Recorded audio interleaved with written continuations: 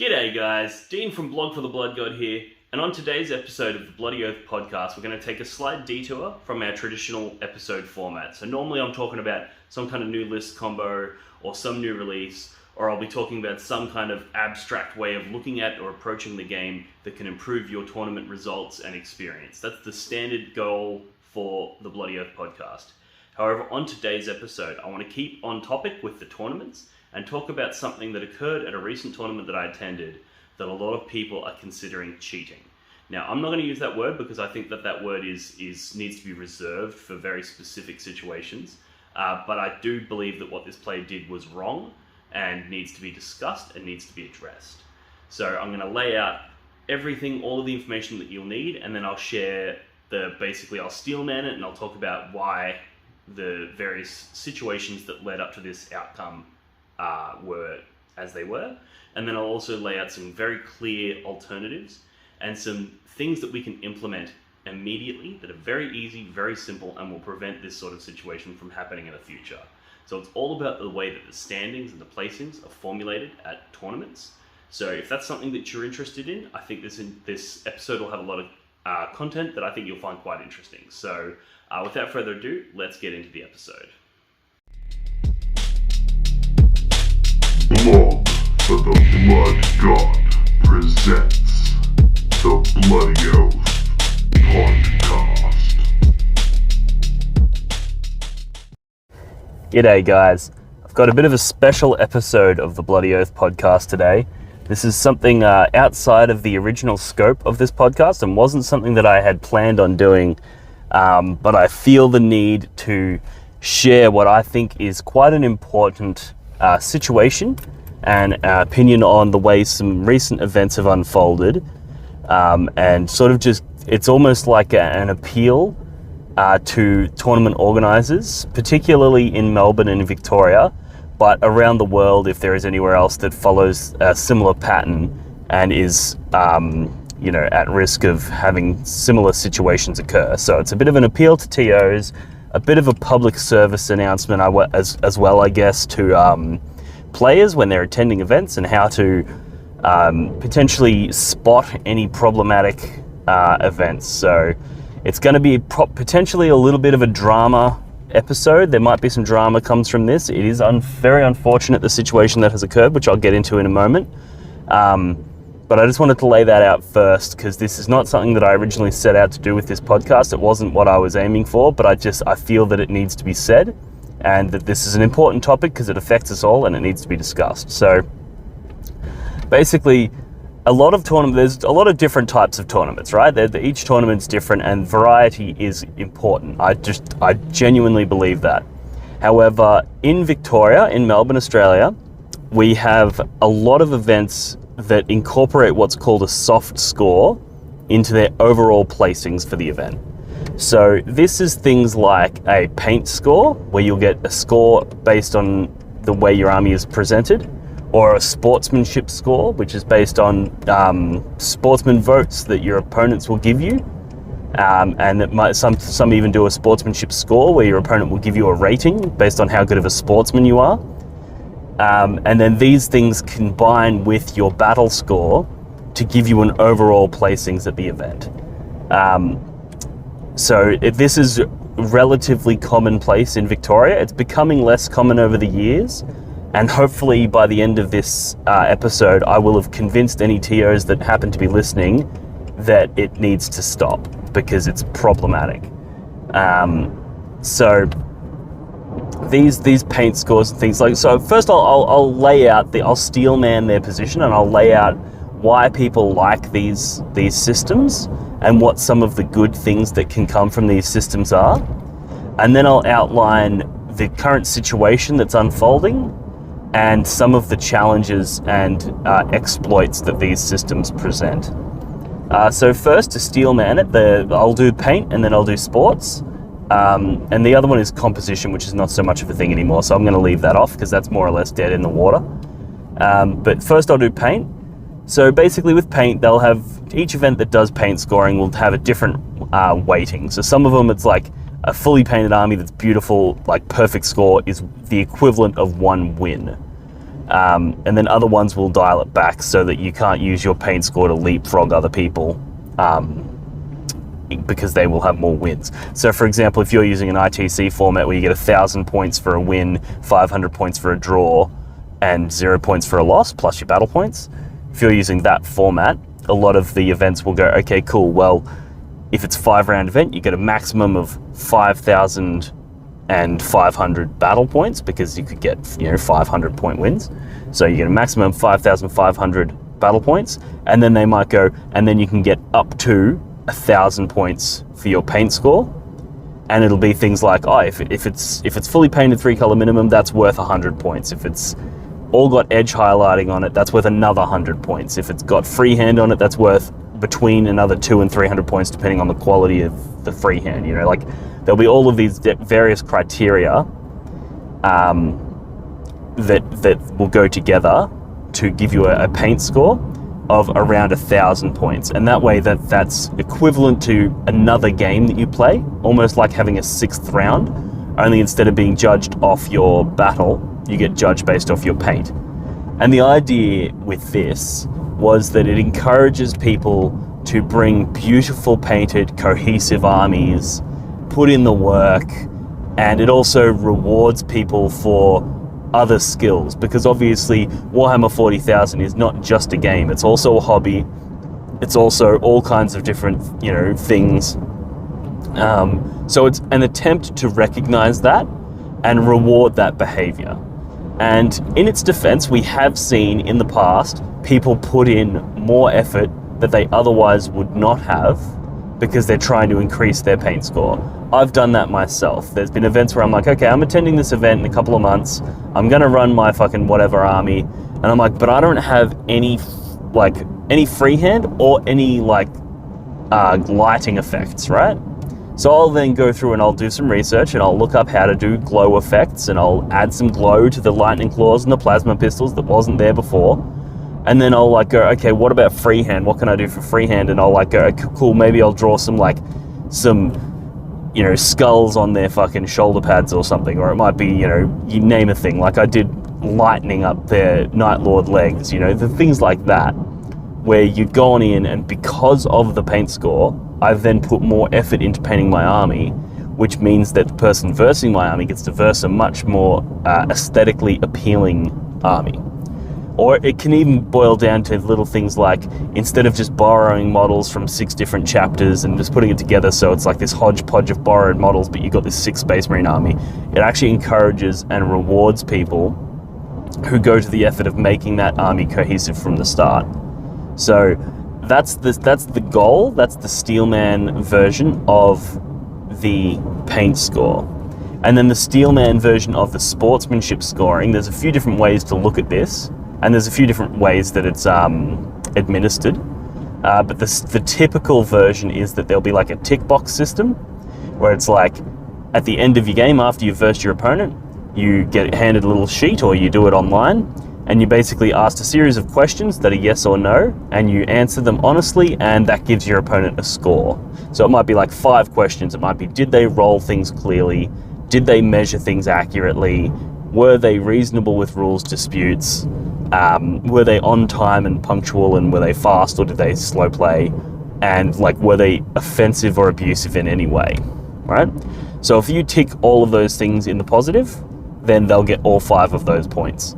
And if you feel like, oh, they were doing all right, but I mean, his rolls were dodgy as, well, it's like he's going to lose 1 of his 5 points because of that, And the idea there is that not only does it give players an ability to penalize their opponent for their behavior without having to go through the whole drama of calling over a TO and having a big conflict, it gives people a way of doing that. But it also gives players clear guidelines on what behavior is unacceptable, and it gives them a pre-warning that if they engage in any of that behavior, there will be a penalty, right? So that's the Steelman of the sportsmanship scoring, and the idea there is that those 5 points per battle add up to X number of points with the tournament. So maybe they do that as a similar thing, like if you've got 5 rounds at 5 points, that's 25 points. So each point might be worth, say, 200. So if you lose one of those points, that's 200 off your total score. And that way, all of it, if you get a perfect score and you don't make any mistakes, that's the equivalent of getting a perfect 1,000-point win. So now you're playing 5 games, which would normally be 5,500, but it's actually 7,500 because you've got your paint score as well as your sports score. Now, there's the best I can possibly do to justify why these systems are in place. And now that that's being said, I'm going to tear them down because there's some serious problems with them that, in my opinion, and this is a purely opinion-based thing, so if you disagree, let me know in the comments. Let's get a conversation going. But I feel like I'm very, very well settled in on this opinion. I think it would be very hard to change my mind because I've put a lot of consideration into this and had a lot of conversations around it. But basically, the first problem is with the paint scores.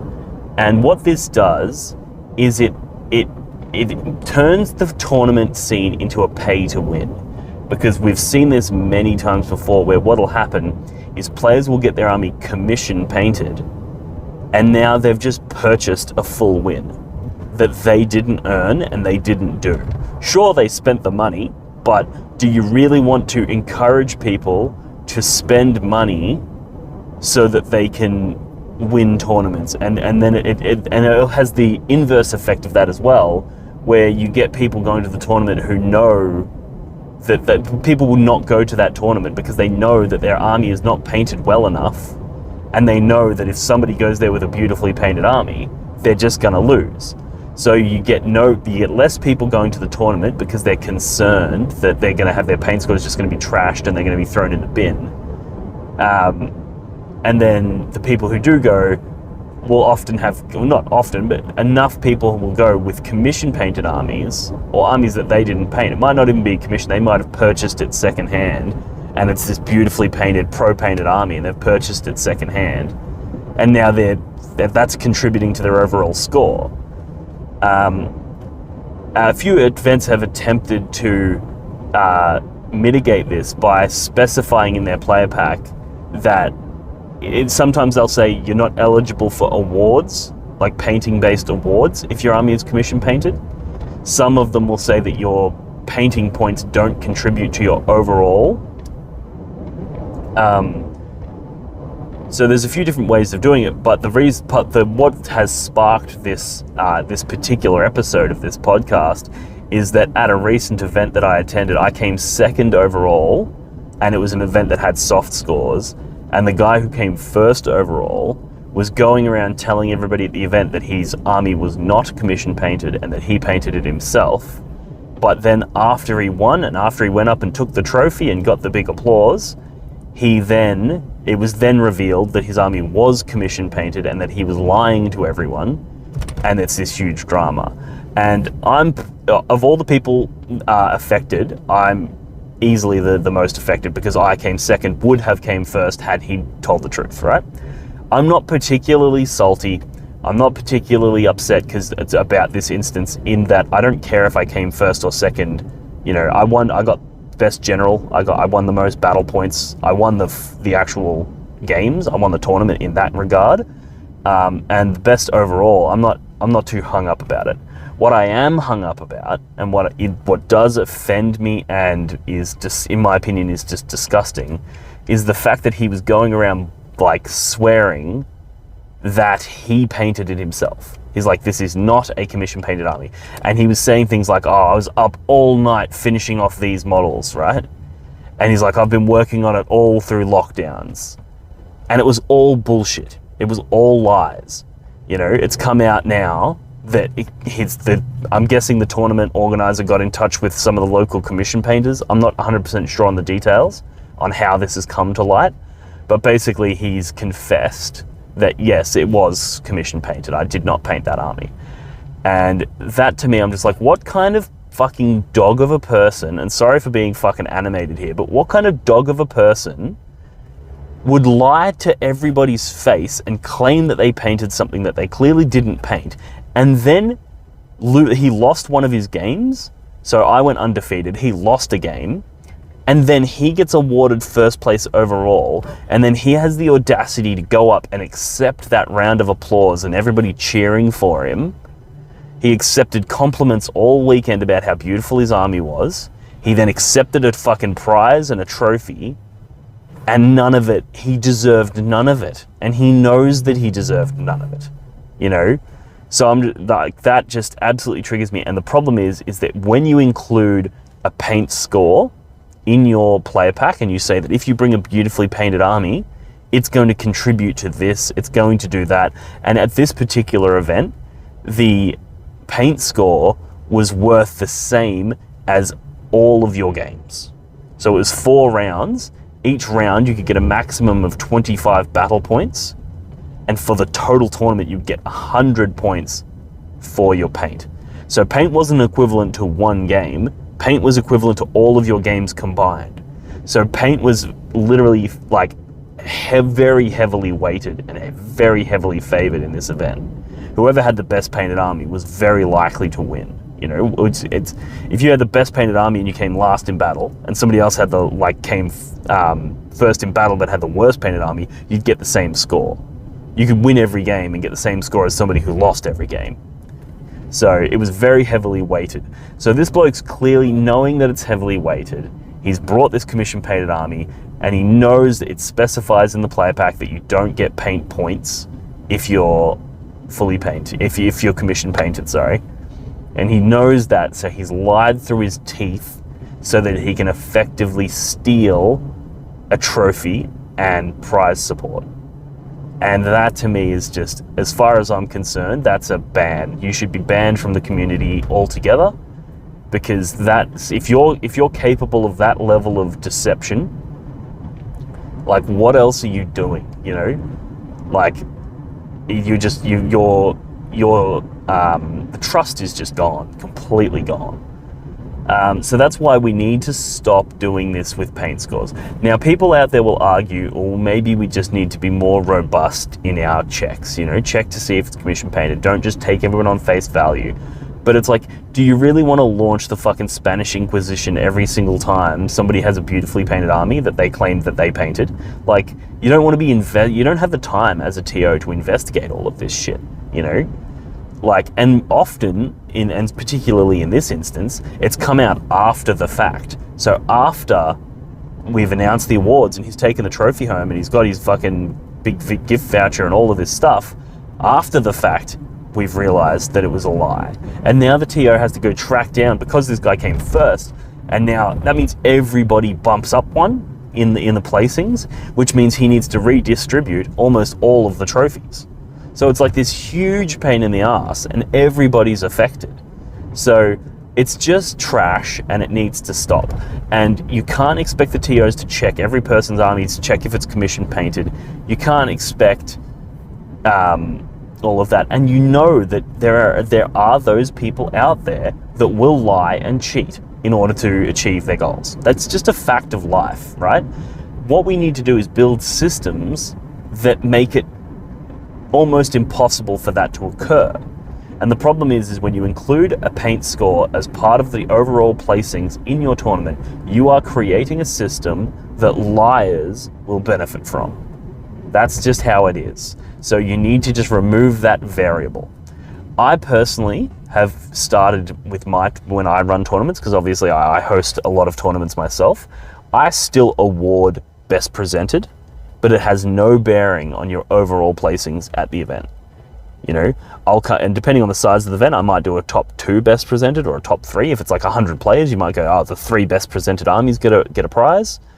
But that will have no bearing on your overall standings, and it will not be available to commission painted armies. And because you're only giving out 3 awards for that, it's pretty easy to find out if those 3 armies are commission painted, particularly in a small enough environment where it's not like there's a billion commission painters, and it's pretty easy when you only have to check 3 armies. So that's what I've been doing, is keeping it as a separate award that has no bearing on the overall. And that way you're still encouraging people to paint their armies, and you're still rewarding people who have painted beautiful armies, right? So you keep that in there as an incentive, but have no bearing on the overall placings. That's so important, and it needs to happen. So what I'm hoping we can do here is, not only if you're a TO or a potential prospective future TO, if you're listening to this, do not include paint scores in your overall placings. Just don't do it. If people ask you to do it, tell them to fuck off. It's not on. It's toxic, and it encourages people to engage in deceit. So that's where paint scores needs to die. You still have your best presented, but get rid of paint scores. And now on to sportsmanship. Now, sportsmanship, that wasn't an incident at this event. However, it has been an incident in past events. And whilst on the topic of sports scores and essentially tournament scoring reform, I think it's worth bringing this one up as well. So there's a few different ways that we can do sportsmanship, but the main way that it's done is that your opponent will give you a score after your game, and then at the very end of the tournament, people get to vote for their favorite player, right? And then these scores go towards your overall. Now, I'm not against sportsmanship scoring. I think it does have a place, although I don't think it should impact your overall score. I think it should be in the similar way that I'm saying with paint, is have a separate award for best sport, but your sportsmanship score doesn't affect your overall tournament placing. And the reason that that's important is because there's a phenomenon called sports sniping. And basically what it is, there's an example. I won't name any names because I don't want to defame or shame anyone here. But there's been examples where there'll be two people playing. Maybe it's round 4 of a 5-round event. So it's not the top table, not the final round. There'll be these two people will be playing, and one of them, they'll get like a really close game, right? Like maybe they draw. And what'll happen is they'll realize that if they give the other guy a really bad sportsmanship score, that'll lower him and potentially knock him off the podium, which will put that player onto the podium. Because they might have been closely placed for 3rd and 4th, because it's 4th round and they get a draw. Then when you go into the 5th round, if they both win, they'll both be on 4 wins and a draw.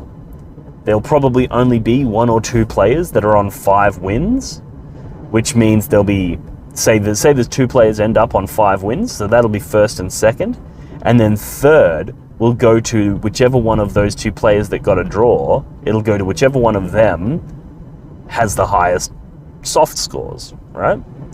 So people do this thing where they sports snipe each other. But even worse than that, like that's a relatively rare scenario, right? Because in order for all of those things to happen, there needs to be a lot of things need to line up, and the person also needs to be a cunt, right? So that's pretty rare. But what is very, very common is what I call malicious sniping, or fucking salty sniping, or whatever you want to call it. But basically what happens is you beat someone fair and square. You don't cheat in any way, but they're so butthurt that you beat them because they're so entitled and they feel like they deserved to win, right? That they just knock you sports points because they're salty, right? That happens all the fucking time. And I can back this up with data because I've ran enough tournaments myself, and I in the early days, before I'd sort of really come to grips with all of this stuff, I was running sportsmanship scores because that's sort of just what everybody did. Every tournament that I went to had it, so I was like, well, I want to run tournaments, so I had it. You know, I've completely removed it from my events these days, but it was a thing. And I noticed that people who won games almost never sports hit their opponent. And by sports hit, I mean, you know, docked their opponent points on sports. You know, if you won the game, you almost always gave your opponent full sportsmanship. But if you lost the game, it was very common that people would dock their opponent points. And it's like, well, this could mean that bad sports are more likely to win. That's a fair understanding or analysis of that data. But what I think is more accurate and more likely is that a lot of 40k players are fucking sore losers, you know? They feel like if they play, you know, what they think they've got their fluffy little, you know, Khorne demon army where I've got bloodletters on foot walking around, and then they go up against like a tower gunline and it just blows them off the table, right? They're gonna feel robbed. They're gonna feel that that's unfair. They're gonna feel that their opponent's a power gamer. They're gonna feel that their opponent's cheesy. They're gonna say that, well, that was no fun. My opponent didn't try to make it fun for me, and they're gonna be salty about it. And then it gives them an opportunity to turn that salt and weaponize it. And we shouldn't be encouraging that. And even if we're not actively encouraging it, having sportsmanship scores, it gives people the opportunity. So it's just like owning a gun, right? You don't leave your gun around loaded. Even if you're not encouraging your child to pick it up and shoot someone, right? If you leave it around loaded, you're giving them an opportunity to do the wrong thing. And that's dangerous and obviously wrong. So it's sort of the same when you're a tournament organizer, you're building the system, you need to make sure that there's no guns lying around, you know? You need to make sure that there's no situation that could be created by a player at your event that gives them either an unfair advantage or allows them to arbitrarily give somebody else an unfair disadvantage. And this is just, it's so important that this happens, because there's nothing worse than when you have like 5 games and all of them you were friendly as, you did nothing wrong, you got along with all your opponents well, you know, you might have even gone out for beers after the event with them, you might, you know, whatever. And then after all of that, you're like, well, how did I place so low? What happened? And then you look at the scores and you're like, how did I only get like 80 out of 100 sportsmanship points? And then you look back at it and you think back and you're like, well, my round 1 opponent was salty as fuck. Like, all he did was complain about his dice all game. All he did was complain about how OP my army was and how bullshit my list is. And you're like, that motherfucker probably sports hit me, you know? And they'll never admit it, and this is the other problem I have with sportsmanship, is it breeds cowardice, in my opinion. Like, if you're playing a game and your opponent is doing something unsportsmanlike, fucking say something to them, you know? I know conflict is fucking not everybody's can of worms, and I hate it myself. I hate conflict. But you know what I hate even more than on the surface conflict? That under the surface bubbling, like, saltiness that is toxic, and it ruins everybody's fun, because now you're going to carry that negative energy from that round into the next. You know, the person who did the whatever it is that's made you salty you're not going to address that behavior. So say you're playing somebody and they're really sloppy with their measurement, right? And you're like, I don't want to call him out on it, because then he's going to think I'm being a dick, so I'm just going to let him be sloppy and then I'll sports hit him at the end. Right? If you don't call him out on it, he's going to go into his next game and he's going to do the same thing. We need to work together with people, and don't think of it like calling them out. Think of it like helping them, you know? You just be like, hey man, I noticed you're a little bit sloppy with your measurements. I don't mind so much, but you might want to look into that, because other players might get upset and think that you're cheating. I don't think you're cheating, but I think you should, you know, tighten it up a little bit. I'll help you out if you want. If I see you do it again, I'll call you out again. You know, say something like that, where it's like, I'm not having a go, I'm not having a dig, but what you're doing is not right, and I want to help you stop doing it, you know, like, it's that simple. You don't have to attribute malice to every time somebody, you know, measures. It's not surfing. Like, the whole idea that people are surfing, which is a term used for when you've moved over your distance, it's like that implies intent. Like, there's not always intent. I know tons of people that when they're really excited and when they're, you know, doing their thing, they get a bit sloppy, or if they're really under time pressure, they'll get a bit sloppy. And it's like, well, work with your opponent, you know? You're playing a game of Warhammer together, you know, as well as against each other. So work with them. Instead of having a sportsmanship score where you're able to arbitrarily dish out these anonymous penalties that affect the person's overall placings that they don't even know until after the event's concluded. It's like, that's just so garbage. I can't believe that that's still a thing, you know? I can understand at some point people thought that was a good idea, but it's just not. The best way to do sports is only to have, at the end of the event, everybody can vote for their favorite player. You've played 5 people, vote for your top 3 in order, and then based on those votes, whoever has the most votes gets to fucking have the best trophy, the best sports trophy. And that way you've got, you're still rewarding sportsmanship, you're still encouraging that camaraderie and that collaborative effort between the 2 players to make sure that the game goes smoothly, but you're not giving people something that they can wield as a weapon. We can't be leaving guns lying around. And on top of that, the next point, I guess, is the way you do tiebreakers. This is a sort of a slight aside, but this is something that I think is worthy of noting, is a lot of tournaments when they're doing the tiebreaker for sportsmanship, say you do just votes at the end, and everybody gets the same number of votes, or a couple of people get the same number of votes. Which one do you give the single trophy to? A lot of them go, whoever had the least amount of battle points is the best sport. And the justification is that, if you're getting your ass kicked with it and you're still smiling at the end of it, that's good, right? So we need to encourage that behavior. And I could see the logic there if you're just looking at it on the surface, but I think when you dig deeper, you'll find that, like I said, when people win a game, they always give their opponent full sports. But when people lose the game, that's when they're more likely to think that their opponent was being unsportsmanlike. So if you get the same number of votes, say you and me, whoever's listening, and me, get the same number of votes, but you won every game and I lost every game, well, if I'm losing games, people are more likely to think I was a good sport.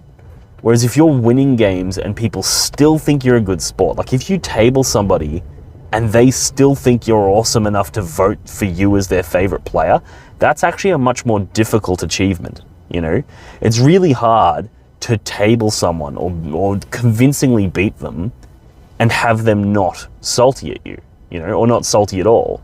If you can beat somebody and they walk away from it losing the game and they still think that was their favorite game of the event, then you are absolutely more worthy of the title of best sportsman than somebody who rocks up, they're a little bit drunk, they're really jovial, they're having fun, they get tabled in every round, but they don't care, they're just there for fun, and they just lose all their games. Like, that's easy to do. Anyone can do that, I could write the biggest meme list of ever that's just silly and play games and just have a laugh, and my opponents are all going to have, they're going to love it.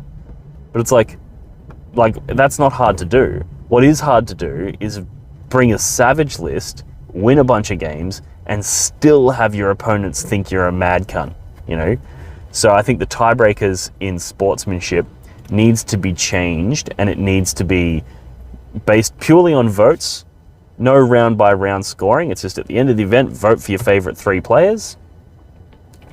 And then, so at the end of it, you vote for your favorite 3 players, and then if there's a tie between those, you then go back on who had the highest battle score.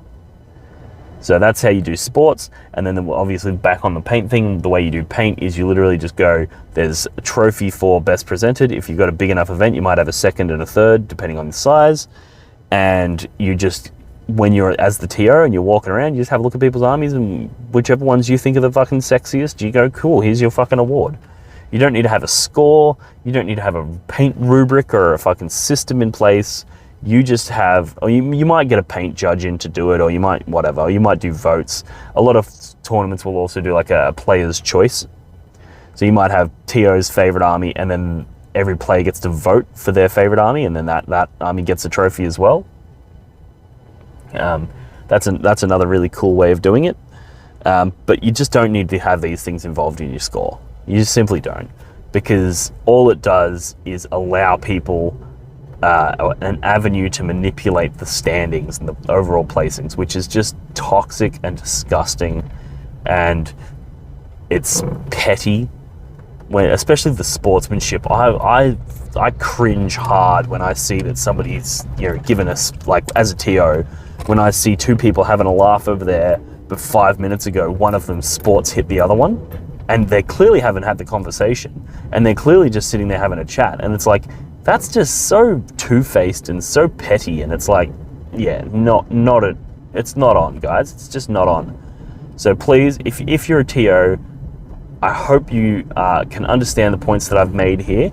If you disagree with any of it, chuck a comment below or hit me up privately if you would like to have a private conversation. I'm always available because I'm passionate about making the Victorian scene, the Australian scene, and even the international scene as robust and enjoyable for as many possible people as we can. The bigger this gets, the better it gets. That's just a fact. So I really do believe in that, and I do believe that this is the path forward and that we need to leave paint scores and sports scores in the past. They need to go away. So yeah, if you're a TO, I hope you found that at least somewhat compelling. And if you're a player, please put pressure on your TOs to stop doing this. You know, if a TO puts up, he's doing an event and he's got a paint score and he's got a sportsmanship score, either pressure them to change it or pressure them not to do it, or vote with your wallet and just don't go to those events. Go to events that don't have these problems. And if people want to go to those events, albeit or more power to them, you can go to whatever event suits you. But I do genuinely in my heart believe that these soft scores do nothing good. They do nothing good. And even the things that they do good can be done better. Like the paint score, for example, it does encourage people to increase their standards, but there's other much better ways of doing that. So you don't need to give people an opportunity to weaponize their scores just to maybe encourage some people to put in a tiny bit more. It's just poo. So just don't do it. All right, stop it. Bad TOs. If I had a newspaper, I'd smack you in the nose. Anyway, so I'm going to conclude my rant there. I'm going to probably put this episode out maybe a little bit down the track because I want to wait for this I don't want this to hit peak drama. I want this to I don't want to fuel the drama, if that makes sense. I don't want this to become some kind of hot topic. I want this to have people have had time to digest the information locally, because a lot of the people who follow my blog are locals. So once they've had an opportunity to digest this data, or this information, I'll then release this so that it's not, it's not striking while the iron's hot. But yeah, so really hope you guys liked it. I hope you guys found that at least interesting. Please let me know what you think in the comments below. So if you prefer tournaments with soft scores, if you hate the tournaments with soft scores, if you're from another country where you've never even heard of this soft scores, let us know. Or if you've got another system that works well and that you think is incorruptible, another way of doing paint, another way of doing sportsmanship, let us know what you think. Let us know what your ideas are. And then finally, just another plug to my Patreon.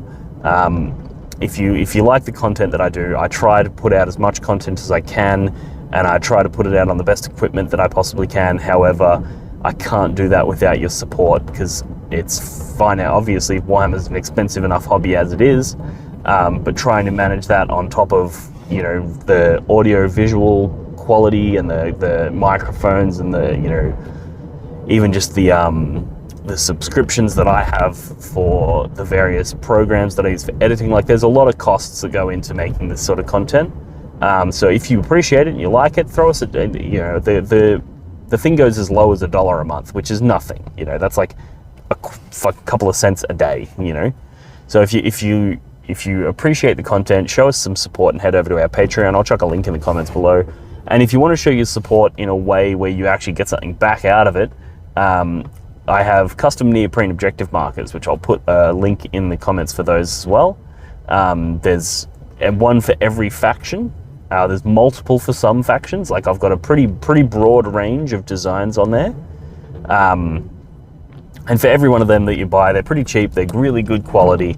And for every one that you buy, I get a couple bucks. So for every set. So if you want to get something sick that you can show off your army and get something that suits your faction, and it's just some cool swag, head over to the website, the link in the description, and yeah, show your support. I really appreciate it, and I love you guys. I'll talk to you next time. All right, see ya. How you going, guys? Dean from Blog for the Blood God here, and I am proud to announce that we are finally available to support on Patreon. My Facebook page and YouTube channel have always and will always remain completely free. However, what is not free is the equipment and programs required to make content like this. So if you'd like to show some support for the work that we do here, please jump over to Patreon, sign up, and show us some support. With your support on Patreon, we're going to be able to continue to produce and increase the quality of our battle reports, tournament coverage, Tactica videos, painting tutorials, and other 40k hobby related material. With Patreon tiers starting as low as $1 Australian per month, which is fuck all, you will be able to show your support, and believe me, every dollar counts, it all adds up, and it will allow us to continue to increase the quality and bring you guys the content that you guys love. For the low price of $1 Australian per month, you can become one of my Renegade Astartes. For an extra dollar, I'll upgrade you to an aspiring champion. If you're really keen, for $3 per month, you can become one of my Corn Berserkers. And for those of you who want to really dig deep and show your support for this channel, for $5 Australian per month, you can become one of my Skull Champions. One of the main reasons for starting this exciting new Patreon account is so that we can get some support and work on some exciting big new projects. These projects include a whole host of new battle reports, both narrative and tactical, strategic, and competitive 40k battle reports. In addition, we are working on a brand new apparel line with a whole ton of different designs, and we're partnering with a few different suppliers to work on neoprene objective markers. All of this will be first available to our followers on Patreon, and then down the track available to people who follow us on YouTube and on Facebook. So if you want early access to these things, make sure you jump onto Patreon and show your support. Alright, that just about sums it up, guys. If you've ever enjoyed any of the content that I've put out for free, please feel free to jump over to Patreon and show your support. That support will go a long way to making sure that we can continue to produce better and bigger content every single year, and we are never going to stop, and we will never force people to pay. So, if you've ever gotten anything out of a battle report, if you've ever learnt something from a list breakdown, if you've ever learnt anything from a Tactica video, or if you've ever just enjoyed having my content on in the background while you do some hobby, please show your support and join us on Patreon. Thanks for tuning in, guys, and I'll see you next time. Blog for the Blood God.